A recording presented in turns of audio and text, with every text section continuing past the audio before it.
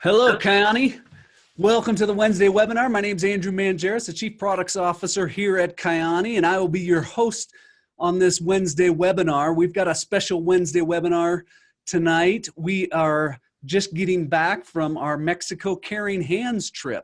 And so we're going to go through a little bit about what we did, what Caring Hands does, and some of the exact details. And I've also got a couple special guests from our trip on the call tonight. So we're going to share and let them say a few words about what happened in Mexico and some of the things that they got to experience. Just a reminder, every Wednesday at 6 p.m. Mountain Standard Time, we have our Wednesday webinar. Next week, our Wednesday webinar will be with Skylar Stephenson. And also don't forget about the kickoff call that'll happen on the 1st at 10 a.m. So remember those. So with that, let's go ahead and jump into our Caring Hands trip. So Caring Hands was in Mexico this year. We just got back. Matter of fact, I got back last night from Chiapas, Mexico. Chiapas is one of the states in Mexico. It is the southernmost state that borders Guatemala, right there down on the border. It's got some mountains in it. Many people think of Mexico as just a lot of desert and flat land, but when you get down south by the border of Guatemala, you have a lot of mountains in there, and you have a lot of, it's a lot greener and more vegetation and even some jungle, and we got to see some jungle area there as well. Well, we've been working there for about 5 years in Chiapas now, the Caring Hands program, and we started off in a little town up in the mountains with the indigenous tribe in Pocolum. And we went there and we built a high school, and that high school has since grown from about 150 students to over 350 students. We went back the next year, we built a second story on it. And one of the things that we realized is when we worked with the high school age, and this is something that we learned in talking to some of the people down there locally, because a lot of times people will say, well, why don't you work on some of the elementary schools or some of the younger age schools? We worked on the high school age because when a lot of them reach that age, they start to get more mature, and their parents want them to go work in the fields, and they want them to earn money. They're like, you're big enough, you're strong enough that you can start earning money. And so many of them drop out of school, and that's the last education they get when they get into that 7th and 8th grade. And so by helping and building the high school and making it nicer and having them give them opportunity to be able to go to it, many more of the students wanted to come to the high school. And so, like I said, it went from about 150 to 350 students in that high school in that surrounding area. And that goes to show you how many more students are participating in high school and getting that education that they need. Now, that education is also shown to make a difference in their poverty levels, make a difference in their health levels, make a difference for their communities. And these are communities that are up in the mountains that are away from the, civilization, and none of these communities actually have or had college graduates in their communities that were from that area. And I'll talk a little bit about that. This year, we went to one of the towns called Chicken Shalom. It's kind of like chicken, but Chicken Shalom is, and that's an indigenous name up in the mountains. And you can see here on the left, this was the classroom that they had before. And you can kind of see there's the windows right between the pipes. And that's how they had their classroom, and a little whiteboard over on the side. So we went through and we built a new building for them. And you can see on the right-hand side here that it has concrete floors, nice desks, you even got nice windows there. And it's actually got a second story. You can see the structural support for a second story there. So it's a 2-story building here made out of concrete. It would last through earthquakes. It's going to be very strong. It's got 6 different classrooms in it. So they went from 2 tiny little classrooms to now 6 classrooms, because the same expectation is here that also you'll have more students coming in and participating. Build it and they will come, as they say, right? So this was one of the projects we went to. We spent 1 full day there. It took about 4.5 hours to get up there in order to do some work. And so that was a long day. We were up at 6 a.m. that morning, driving for 4 hours, and then we worked for probably about 5 hours, 6 hours, and then we turned around and came back. And so people got back late at night, and it was a lot of work. And I just want to take my hats off to all of those who went on the Caring Hands trip. They were awesome. They were amazing. Those are some of the best workers I have ever seen, and my heart goes out to them. They, when you go on one of these caring hand trips, they become like family to you. They are all my brothers and sisters now, and I loved spending time with them and seeing how this trip affected them in their interactions. And I'll get and talk to that a little bit more in just a few minutes. But this was the first project, so you can see a dramatic effect that we had there on this classroom and building up this school up in the mountains. Interesting enough, some of the indigenous people up there, some of the young kids I don't think had ever even seen a white person up in the mountains. And of course, I'm about as white as they come. And they just stand there and they would look at you in awe.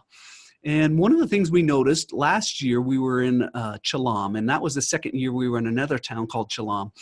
And as we've gone back to some of these indigenous tribes and towns up in the mountains, it's amazing how much more welcoming and warmer they get with us as we come back. And many people thought, well, is it because they don't like us? No, absolutely not. They just are not used to having people come visit them, come help them, come do anything with them. And then when we go back to places like Chalam now, we get this huge welcome, huge hugs, and they put leis around our necks, and then they dance around and bring out the bands and are extremely excited to receive the help because they know the benefit that it has in the community. One of the other things that we do is you see a classroom like this and you think, wow, that's a lot of work. We must have just paid to have all this work come in. Well, part of the fee that those who attend the Caring Hands trip goes towards this project to pay for it. But also we require, and this goes back to Edith Distel, and who's our director down in Mexico, goes back to him and some of the work that he's done. And one of the ingenious things he's done is he requires that parents contribute time or money into this high school for their kids to attend. And why do we do that? Because it's more sustainable. We want to make sure that those individuals that attend this school have a vested interest in it. And so we have the parents invest in it. And they know that if they put in time and money into it, then they're going to tell their kids, you better go to school. And so that's part of our goal with that. And just a great way to be able to work with the community rather than just giving somebody a handout, teaching them to fish instead of just giving them a fish. With that, let's look at a couple of the other things that we did on this trip. We have 3 Kayani universities, and this is some work that we did on the Kayani, one of the Kayani universities up there, and this was in a town called Larainsar. And Larainsar is an indigenous tribe there in the mountains as well. And we took an old building and we refurbished this whole building, and we took it off, some of the old stuff, repainted it, put in new desks, and we're making a university for it so that they can have, and I believe it was about 25 computer desks in this building where they can actually have an online university. So after people graduate from high school, they can do online, because you think about it, from here, you're talking about 3 to 4 hours to get to a university. And the cost of going into the big city is insurmountable for most of these individuals, and so they can't do it. But what we've been able to do is this virtual or online university where it's accredited with UNOCH. And UNOCH is the name of the accreditation that does the university online, and it is the most respected online university in Mexico. And we have partnered with them to be able to provide the education that these individuals need. And we get into about 9 different degrees that are vital for some of these small towns, things from health to law to running your own personal business, small businesses, and how to manage all of these things. And so great opportunities and directly for these type of individuals and the type of education that they need. So let's look at a couple of the other things here. On the left-hand side of this picture, this is the first university we did in Chalam last year. And we originally said, okay, we're going to have about 15 students in here. And then it grew over to 30 students in this university because so many kids wanted to learn about and get a degree from their college. And so that's what we completed last year there on the left. And then we expanded it. And this year we expanded the one in Chalam into a 2-story building. And you'll see some of the other pictures here shortly, as well as we did the one in Larinsar. There on the right-hand side, you can see some of the new pictures that we put in there. And then we also doing one up in Pokaloom, which we didn't get to visit on our trip. But we've got 3 universities now, and by the end of this year, we will have 120 students in college in these towns. And these are towns that have never had anybody ever participate or get a degree that is from that town. Now, sometimes people will come up there and help and live up there for a while to help, but none of the natives or the indigenous people have received college degrees. And what an incredible impact that has on these types of communities, especially when you're talking about people with degrees that are key to a functioning community and society, whether it's in law or whether it's in health, in nutrition, whether it's in micromanaging your businesses, small little businesses with microloans and things like that. So very, very effective in that. And then, of course, the ones on the right there, you can see a couple that we were putting in, some of the computers, some of the desks and stuff. We finished painting. We put in some of the windows. We built those desks. So if you see the picture there, kind of on the right lower middle, and that right there, we had built those desks, and we pulled them out of some of the old desks that we had there and used some of the old materials, and we're able to salvage a lot of the previous stuff that was in that building so that the cost was minimized. Of course, we have to buy the new computers and stuff, and then install internet. One of the big things is installing internet in these towns because they're in the middle of the mountains. We're not going to run a cable of internet up to there, and so we have to install a cell tower that gets internet access to these, and that's how they get the internet access in the middle of nowhere. So, okay, let's look at some of this computer here. You can see, or pictures here. You can see on the left there, a big old bag of cement. That's actually our founder. I think Kirk Hansen is carrying that up a mountain, and kind of hard to tell, but that's over 100-pound bag of cement. He ran up there like it was nothing, showed us all up. But what amazing, we mixed cement and we finished some of the floor work, flat work in this building, and finished some of the stairs in one of the other buildings in order for them to have this Kiana University. You can see Edich there in the middle. He's there helping to finish some of the painting, and then some of the other workers that were there with us finishing off the painting. This is actually the 2nd story of the Chalam building, and that's the new 2-story building that we did. And of course, up there on the right is our Miss Adrian. She did awesome. We loved having her there from Boston. A shout out to her. Appreciate all she did. And Shadif there as well from Arizona. They were just amazing. And of course, those kids around there appreciated it so much, and so much in need. Lower right there, of course, mixing in cement. Cannot even get a cement mixer up in these areas. The terrain is so tough. So it was by hand, carrying the bags of cement up there, mixing it by hand, and actually working and pouring it right there by hand. So you can see all of the work that goes into it. But we've gone from about 15 to 20 students this past year to over 120 students by the end of this year that will be in college, getting college degrees in the university, the Kiana universities there in those 3 different towns that we have. So very exciting. Well, next what I'd like to do is I'd like to bring on one of our guest speakers to participate. And she really struck me because about 3-4 years ago when I first met her, I remember distinctly talking to her, and she says, "Oh, I want to go on a Caring Hands trip." And I says, you do want to go. I mean, they are amazing. They're really incredible. And then 3 years later, she has finally been able to go. And how incredible it was to see her there and to watch her. So I'm going to welcome to our program here, Miss Jenn King, a Ruby from Dallas, Texas. So Jenn, are you there? I am, Andrew. Can you hear me? I can hear you. Awesome. Well, thank you so much for inviting me to be on this webinar.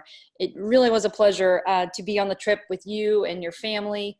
And Kirk and his family and everyone that was there. And it's a great pleasure to be able to share my experience with everyone on the webinar tonight.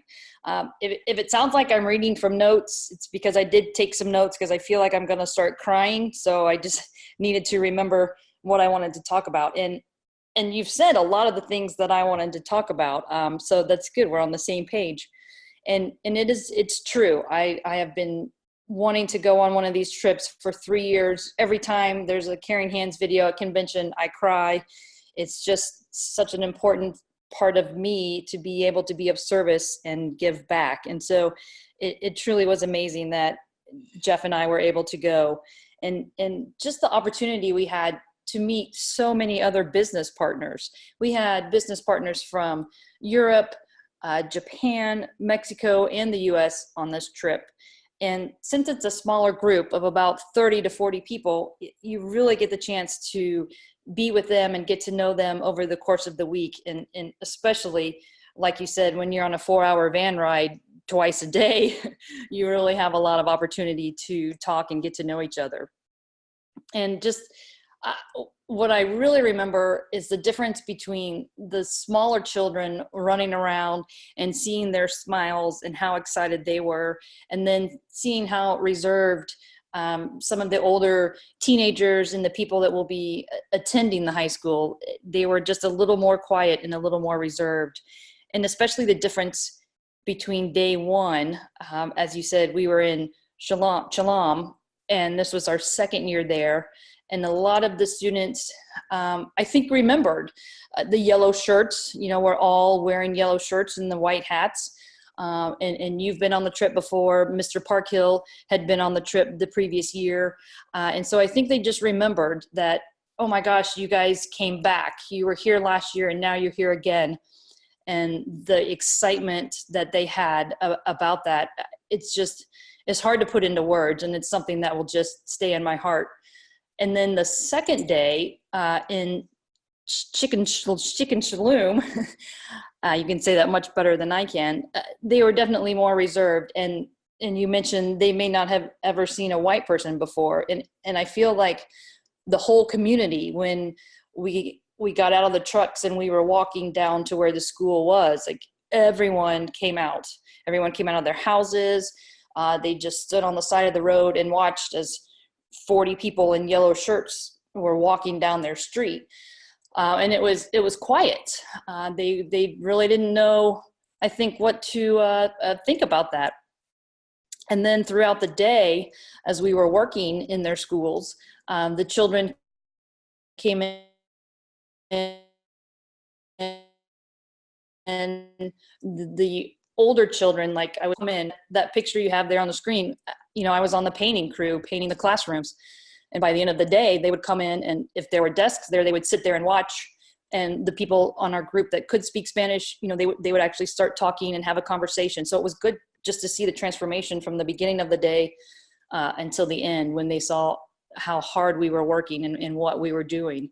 And that, I cannot remember, I guess maybe it was you that explained that this was the first time we'd been there, and they maybe didn't know what to do with us. And you mentioned Erich. He is just such a wonderful soul, just a wonderful human being. And I was in a group chat with him before we even left to get to Mexico with some other people. And he posed a question to the group saying, you know, who do you think is going to get more from this trip? Is it the children of Chiapas and those that we're helping, or is it those of us that are going on the trip?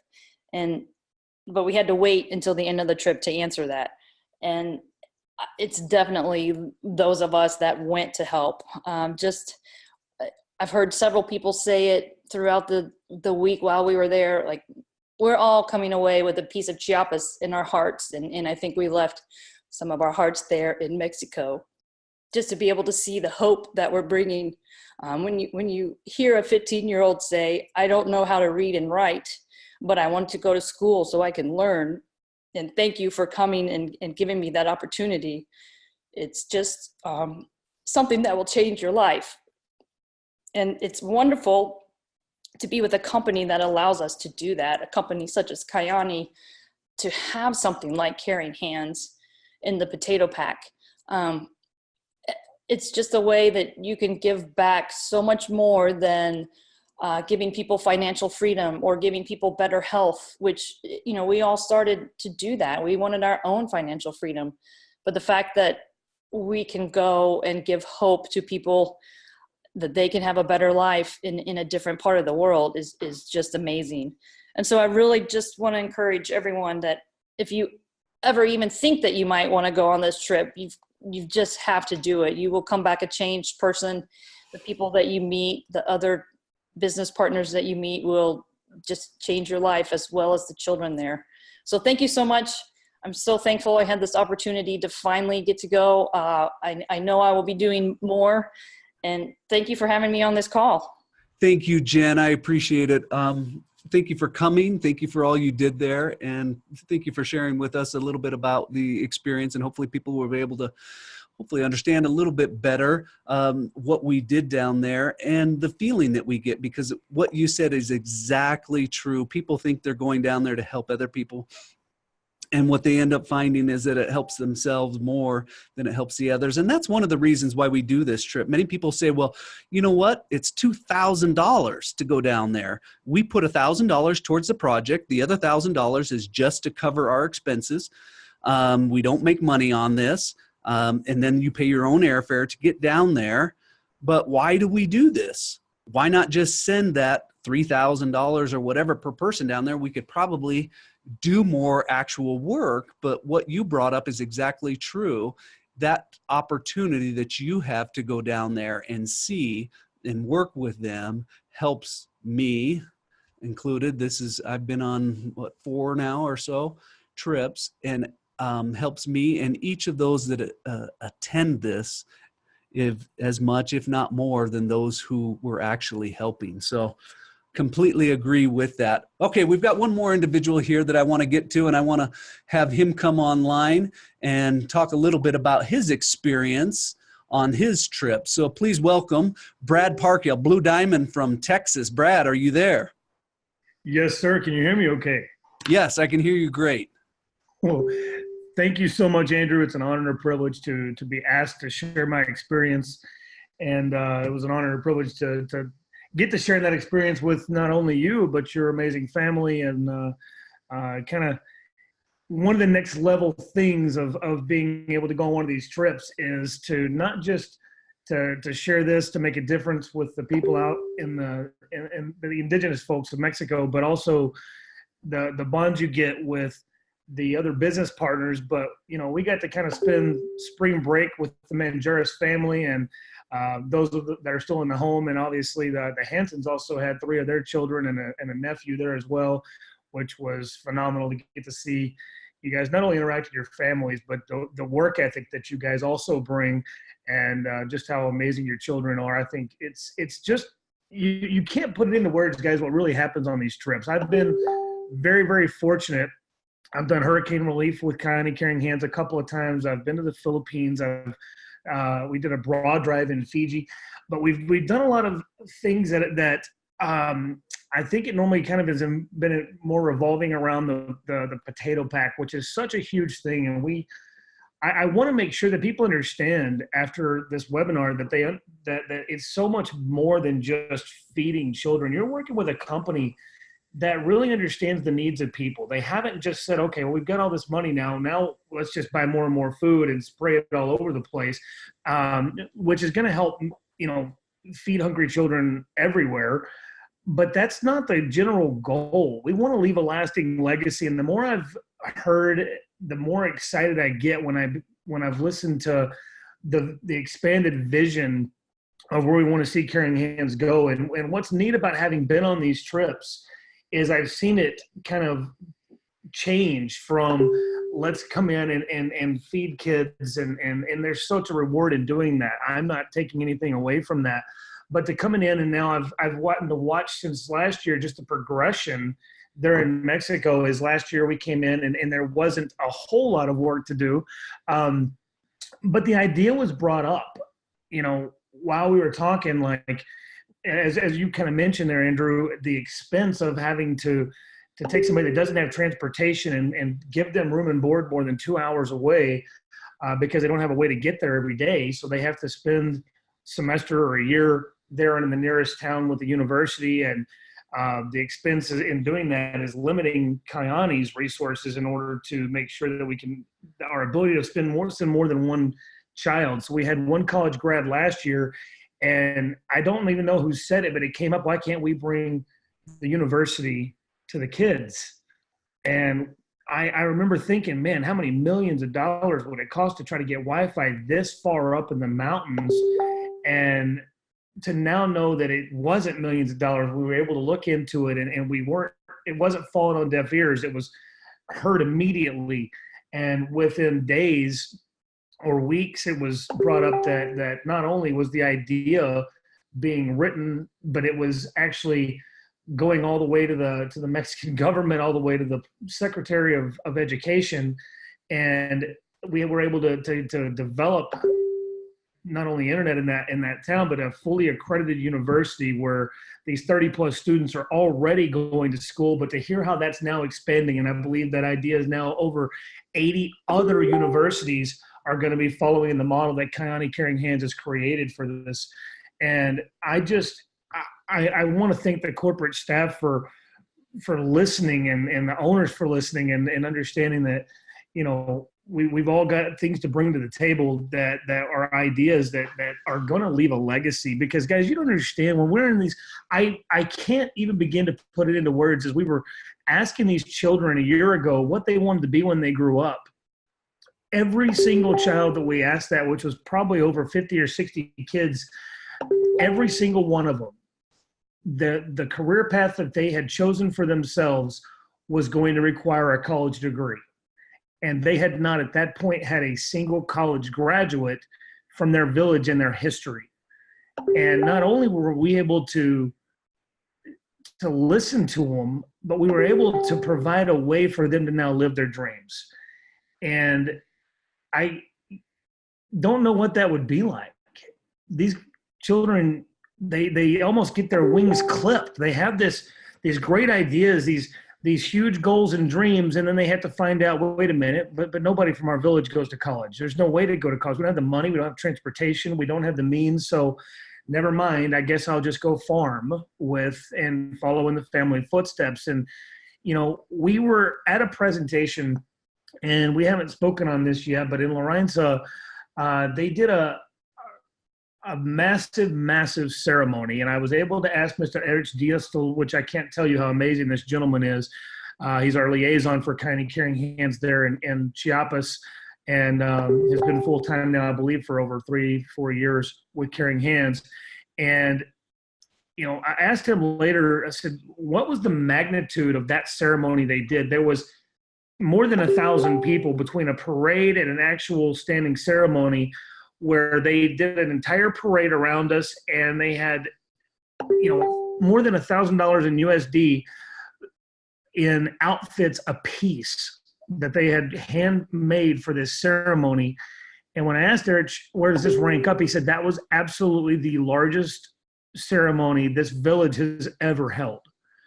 And when you stop and think about what that truly means, is the gratitude that they have for what Kayani Caring Hands has done, not only in just providing a healthy meal and knowing that the grades have gone up, the focus has gone up, and even in the numbers of one particular village where we've added sunrise into their actual diet as well, in addition to a potato pack. We've seen the focus, we've seen the grades, the teachers, and the government has noticed that the rise in their grades with what supplements and a healthy meal can do for somebody. But now to turn around and add education, add the ability to dream, add the ability to bring back something to this village that can allow them to have their own nurses and doctors, to have their own village professionals. It's this entire thing where they can now dream again. Their wings are no longer clipped. They can soar and fly and begin to live this better life. And I don't know what that would feel like. They had a young lady that spoke in English at this ceremony, and I have never heard somebody at 16 or 17 years old with that kind of passion and conviction as she thanked the Hansons and the Mangeris family and really all of us that were there for helping her to live a dream that her entire life she just wanted to go to college. Yep. But she had that stripped from her. And to be able to watch the reaction that she had as she talked to us, and it was really truly remarkable. And I'm going to tell you guys in closing here, when we left last year, there was a statement that was made by a couple of the different kids in different villages where they said, our fear is that you forget about us. We just don't want you to leave and forget about us. And I can tell you, we're not forgetting about these kids, guys. It's getting bigger and bigger. The program is developing into more and more and more. I said it on a post a couple of days ago, but true wealth is measured overall in happiness. And these kids are already happy. I really believe that we do, as Jenn said, we learn more from them than they do from us. We absolutely go there trying to help, and we leave realizing we're the ones that are completely humbled and in tears, and thanking them for reminding us what life can be like, whether you have internet and Wi-Fi and fancy cars and clothes. We don't need all that to be truly happy. But to turn around and give them the ability to dream on top of that, it's just a life-changing experience, and something that we're absolutely blessed to be a part of. And thank you to the corporate team and the owners for making this so possible. Thank you, Brad. Thank you for coming 2 years in a row. It's I know a lot of times we want to come back, and it's difficult because we get different priorities and things happen in our lives, and we don't plan on it. One of the things I want to recommend is plan on attending one of these. Save for it. Plan for it, set aside some money that you can attend one of these, because it truly is life-changing. As the mission of Kiani Caring Hands says, it brings hope to these kids, to these communities, to see that there's hope for their future. A couple things that we've done. One of the other things we've done up there is the feeding program. We've done a feeding program that's helped. We give a potato pack and a sunrise every single day to these kids, and we've watched their numbers academically as well as physically grow over the past year. And it's been amazing, because a lot of them don't get enough nourishment. They don't eat breakfast. They walk 2 hours, up to 2 hours one way to school, and they'll skip breakfast in order to do that.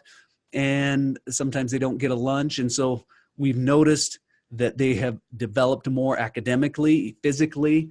We've even had some of them actually starting to try and compete in some track and sports, because now they're actually able to do it and physically are developed more than they were before. And Brad mentioned another thing, that we are working in, by the end of the year, over 100 different universities around the Chiapas area and throughout Mexico. So because of the model that we've set up, and a lot of thanks to our Erich Distel down there, he has been working, we met with the senator down there from Chiapas, who is also on the committee for the education, as well as relationships with North America, as well as the Secretary of Education is taking a huge interest in what we're doing, because we have set up such a great model to help communities develop, and not just come in and give them something, but actually grow and gain hope for their community, for the future of their community. And that is key to any type of humanitarian work that you do. When people talk about humanitarian work, you want something that is sustainable, something that is going to last when you leave, and not just give them something. And that's one of the things that we are doing, and we've been able to do, and it's taken notice at the highest levels of the government down there in Mexico, and they are duplicating it, and it is going to be in hundreds of different areas and communities throughout Mexico because of that. So it's a huge impact. You may donate $1, you may donate $5. Every little bit helps. Thank you for your donation. Sincerely, we appreciate all that you do. Every order that you place helps with Caring Hands. Every potato pack, somebody in your organization or you that sells, helps with that. So just know that what you are doing is helping those, even if you can't attend. But I want to challenge you to try and attend. Set aside some money to be able to attend one of these trips, because it truly is life-changing, and it will help you as much, if not more, than it helps those that you go down there to serve. Last, I'd like to just remind everybody that we have our upcoming international convention, Salt Lake City, Utah, May 16th through 18th. You can buy tickets now. Make sure that your new business partners are buying the tickets. They get a discount on them, so make sure they get that discounted rate. And we've talked a lot about this, but we have some surprises coming out. There's lots of rumors floating around. All of the business partners on this trip, they kept asking me, "You're chief products officer. You know what's coming up at this event, right?" And I, of course, just smiled. But I do want to say we've got some very exciting things. It will be a historic convention. You do not want to miss this, as well as buy your tickets for the gala. Just go ahead and buy the combo ticket for the convention, which includes Road Rally, as well as the gala, and do them all together. And that will be from Thursday afternoon, evening, all the way through Saturday night on May 18th. We have hotel information. You can book hotels within walking distance. They're better than the prices you can get online. So I want to just tell you to go look on the weekly email that we send out. There's links in there on the hotel information. They're walking right across the street. You can't get any easier than that. And great prices. Guys, I appreciate everybody. Appreciate all that you guys do for Caring Hands. Thank you for your help. Thank you for those who attended. Thank you for those who helped contribute so that we could have this trip and make it possible to change lives. They said to me, "Thank you." When I was there and I was going through one of the universities and we were taking some pictures of them working on their computers, one of them came up to me and talked about, "Hey, thank you for what you've done," because it had been a year and they had already gone through 2 different semesters, and they sincerely wanted me to know how much they appreciated this opportunity that they never would have had in their community before. They don't have that opportunity to travel to another city, live in an apartment, pay the big tuition fees that are associated with it to get that kind of a college degree. And so I pass that along to you. Thank you for your contributions and all that you do. My name is Andrew Mangeris. I live and I love Kiani. Thank you.